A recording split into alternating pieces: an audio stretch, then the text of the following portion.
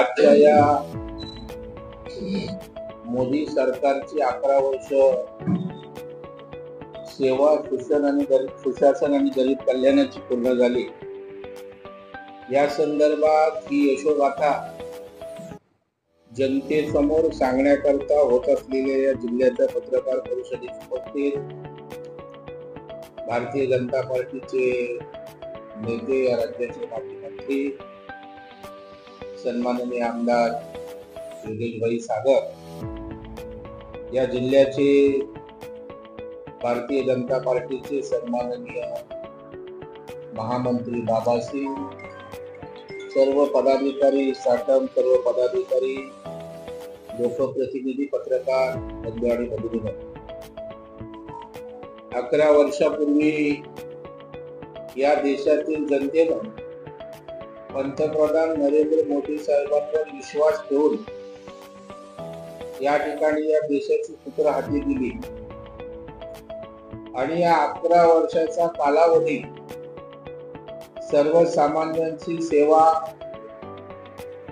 चांगल्या पद्धतीचं सुशासन आणि गरिबाच्या कल्याणाचा ध्यास घेऊन काम करणारी 11 वर्ष म्हणून इतिहासात त्या ठिकाणी नोंदवली गेली।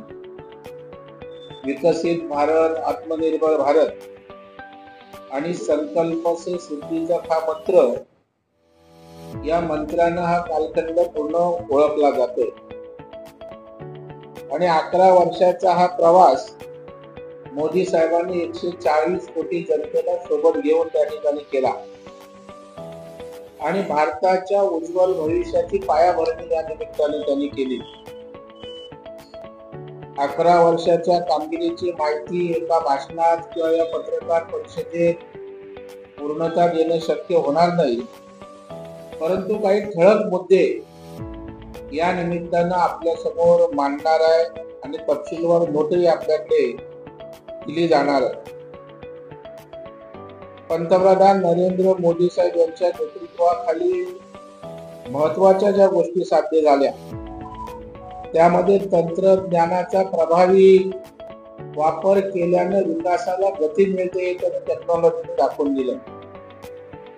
भाजपा सरकार जिथे जिथे आहे तिथे गरिबांचा विकास झाल्याचं चित्र आपण देशभरात पाहाल।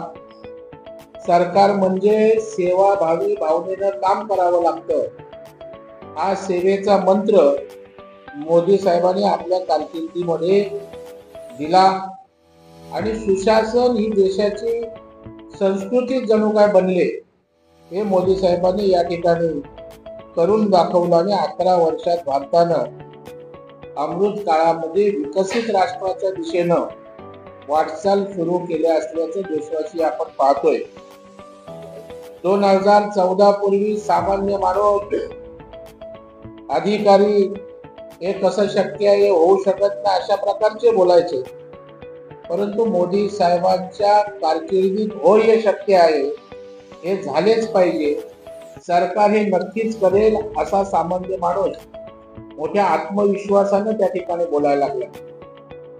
मोदी सरकारनं भारतीय राजकारणामध्ये इफिशियंट पॉलिटिक्स, कार्यक्षमतेचं राजकारण हा नवा शब्दप्रयोग आणलेला आहे आणि आपण जनतेला जबाबदार आहोत हे लक्षात ठेवून मोदी सरकारने कारभार केलेला आहे आणि कारभारामध्ये पारदर्शकता आणून वेगवेगळ्या सुधारणा करून मोदी सरकारने आपल्या नव्या संस्कृतीचा परिचय देशवासियांना करून दिलाय। 2014 पूर्वी आपला देश भ्रष्टाचारानं पोखरला होता, देशात अनेक घोटाळे घडत होते, देशात लांगुल चालनाचं राज्य सुरू होतं आणि मोदी सरकारनं मात्र देशामध्ये विकासाचं युग त्या ठिकाणी सुरू केलं। 2014 पूर्वी योजनांचे लाभ लाभार्थ्यांपर्यंत पोहोचत नसत, लाभार्थ्यांचा लाभ घेण्यासाठी जनतेला मध्यस्थांमार्फत जावं लागायचं।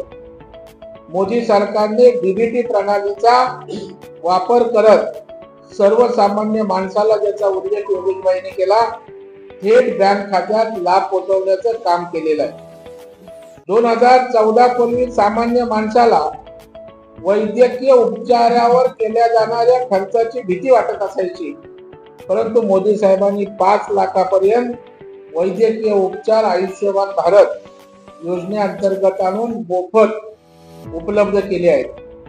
पूर्वी आपल्याला अनेक वस्तूंची आयात करावी लागत असे, आता मात्र मेक इन इंडियामुळे अनेक वस्तू आणि सेवांची निर्यात आपला देश करतोय। 2014 पूर्वी आपली अर्थव्यवस्था दुर्बल म्हणून ओळखली जात होती, आता आपण जगात 5व्या अर्थव्यवस्था बनलो आहोत आणि 4थ्या अर्थव्यवस्थेकडे आपण लवकरच पोहोचणार आहोत। सबका साथ सबका विकास या संकल्पनेनुसार राज्य कारभार होत असल्यामुळे प्रत्येक नागरिक याचा अनुभव घेतोय। भारताच्या विकासाचे श्रेय पंतप्रधान नरेंद्र मोदी यांनी कधीच स्वतःकडे घेतलं नाही। ते कधी बोलत असताना 140 कोटी जनतेचे सर्व आहे हा उल्लेख देशवासियांप्रती असणारी त्यांची सद्भावना दिसून येते। ऑपरेशन सिंदूरमुळे सुरक्षित भारत समृद्ध भारत या मंत्राचा जगाला परिचय झाला। भारतावर दहशतवादी मार्गाने जर हल्ला चढवला तर दहशतवाद्यांच्या देशात घुसून जशास तसे उत्तर दिले जाईल, हे सिंदूर ऑपरेशन मुळे जगाला सामर्थ्य आपलं मोदी साहेबांनी दाखवून दिलं। ऑपरेशन सिंदूर मध्ये भारतात बनवलेल्या शस्त्रास्त्रांनी क्षेपणास्त्रांनी मोठी कामगिरी बजावलेली आहे। भारतात तयार केलेल्या शस्त्रास्त्रांची पाकिस्तानात यशस्वी चाचणी झाल्यामुळे भारतात बनवलेल्या संरक्षण उत्पादनांची विश्वासार्हता जगामध्ये तयार झालेली। पंतप्रधान नरेंद्र मोदी साहेबांनी म्हणजे व्यवसाय सुलभता हे तत्व प्रत्यक्षात अंमलात आणलंय। त्यामुळे या क्षेत्रात जागतिक क्रमवारीत पहिले आपण 142 क्रमांकाचा देश होतो, त्यावरून आपण 63 क्रमांकावर या ठिकाणी पोहोचलोय। व्यवसाय उद्योग सुलभतेमुळे भारतात 2023 रोजी 23-24 ला 1,80,00,000 अधिक नव्या कंपन्या नोंदल्या गेल्या। इमर्जन्सी क्रेडिट लाईन गॅरंटी योजनेद्वारे सूक्ष्म लघु मध्यम उद्योगांना कर्ज पुरवठा करत 2.39 लाख कोटी एवढी रक्कम NPA होण्यापासून वाचवली आणि 2024-25 मध्ये $825 अब्ज एवढी निर्यात करून जागतिक पातळीवर आपल्या देशानं नवा विक्रम त्या ठिकाणी प्रस्थापित केलाय।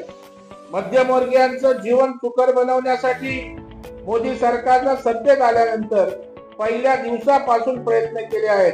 त्यामुळे 12.75 लाखाचं उत्पन्न करमुक्त करण्याचा निर्णय सुद्धा याच मोदी सरकारने या ठिकाणी घेतलाय। 2024 मध्ये चांद्रयान 3 मोहीम यशस्वी झाली। आता भारत गगनयान मोहिमेच्या तयारीला लागलाय। अंतरिक्षातील भारत नवनव्या मोहीम त्या ठिकाणी यशस्वी करतोय। संशोधन वैज्ञानिकांना मोकळीक देऊन सरकारकडून सर्व प्रकारचं सहाय्य केले जात असल्यामुळे आपल्या अंतराळातील मोहिमा सुद्धा यशस्वी होत आहेत।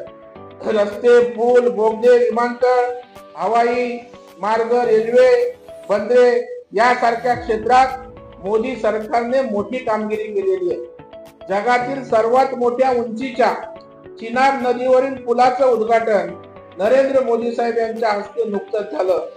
तामिळनाडूतील रामेश्वरम येथे देशातील पहिला व्हर्टिकल लिफ्ट समुद्र पूल तयार करण्यात आलेला आहे आणि 111 जलमार्गांना राष्ट्रीय जलमार्ग घोषित करण्यात आलंय। गेल्या 5 वर्षात साधारणतः 3700 किलोमीटर एवढ्या लांबीचे हायस्पीड कॉरिडॉर तयार करण्यात आलेले।